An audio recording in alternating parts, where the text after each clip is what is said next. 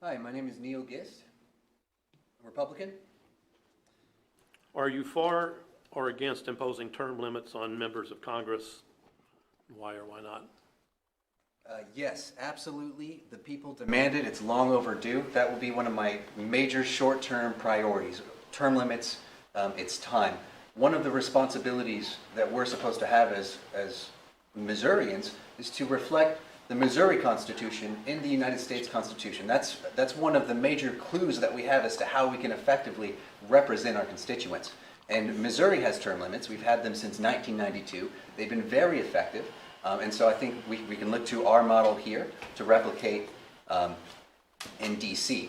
Now, politicians have been talking about doing this for a long time, and they just won't.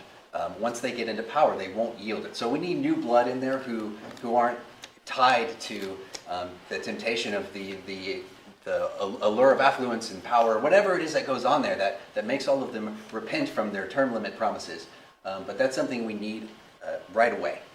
And if that doesn't work, then I will be a loud advocate for a convention of states as a way to circumvent Congress and get that in the Constitution. From your perspective, what is the number one issue the U.S. House must address in 2021? Rebuking these unconstitutional and illegal orders and mandates concerning coronavirus, mandated mask ordinances, shutting down of businesses. We are crippling, if not destroying, our free market economy through totalitarian action that is wholly unconstitutional and illegal. Only Congress can legislate. Mayors can't do it. The health department can't do it. That's not their job. And the idea that we ought to just roll over while America is being crippled like this, well, it makes no sense. It's not sustainable. We can't thrive as an economy if we're not allowed to have our businesses. So that would be the biggest one for 2021. Also, definitely making sure that there's no mandated vaccinations being imposed for coronavirus or anything like that. People have the right to lawful assembly, even when the purpose might be controversial. What steps would you propose to allow peaceful protests, and what steps should be taken toward those who would use the same opportunity to riot, loot, and destroy property?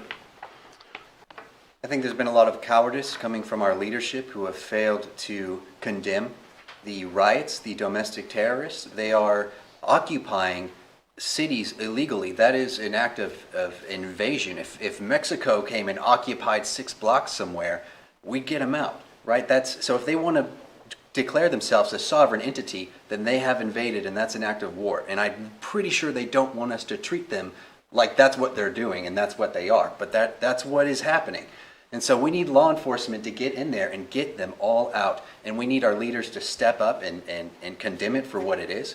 The complacency of many of our liberal leaders to actually to lift their lockdown orders, to participate. It shows what a farce this whole thing is. It's been a travesty. It's all political. They don't care about keeping the spread of coronavirus by having us all under house arrest, because apparently you can go out and riot and that's a good thing and you're totally fine.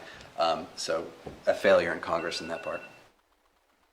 How do you propose getting 48 million unemployed workers back to work? If you have some specific ideas, we'd like to hear them. The government can't create jobs. True job creation comes from entrepreneurship and free market competition. The best thing that we can do is get regulations and price controls out of the way that are crippling entrepreneurs from being able to enter into their markets and compete with the big dogs that can afford the lobbyists and can afford to shoulder the weight of those burdening regulations and prices. Another thing we ought to do is address price controls in labor. The free market works with internships in doing this.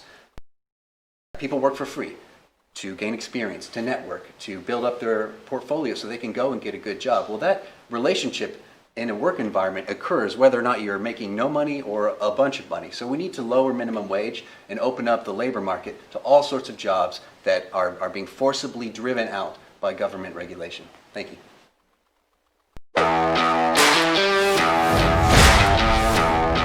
My name is Neal Gist, candidate for the U.S. House of Representatives, Missouri's 4th District, and I approve this video.